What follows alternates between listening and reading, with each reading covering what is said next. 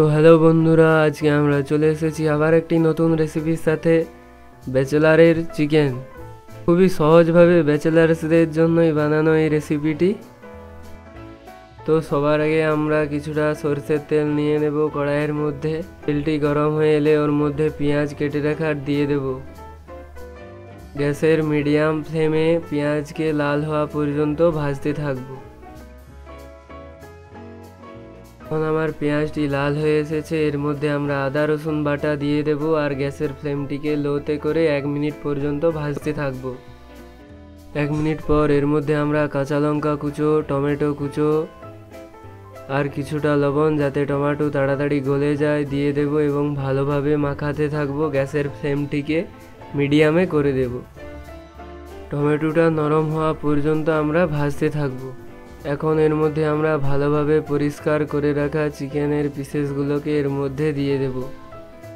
গ্যাসের ফ্লেমটিকে হাইয়ে করে দিয়ে 2 থেকে 3 মিনিট পর্যন্ত ভাজতে থাকবো, চিকেনগুলি সাদা হওয়া পর্যন্তই।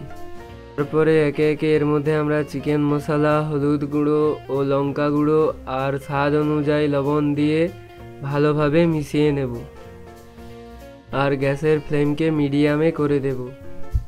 আর মাংস থেকে তেল ছাড়া পর্যন্ত আমরা ভাজতে থাকব।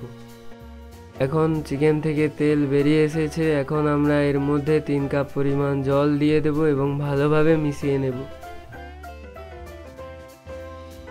এভাবে ফুটে এলে আমরা এর মধ্যে ঢাকনা লাগিয়ে দেব আর গ্যাসের লো ফ্লেমে 20 মিনিটের জন্য এভাবেই রেখে দেব।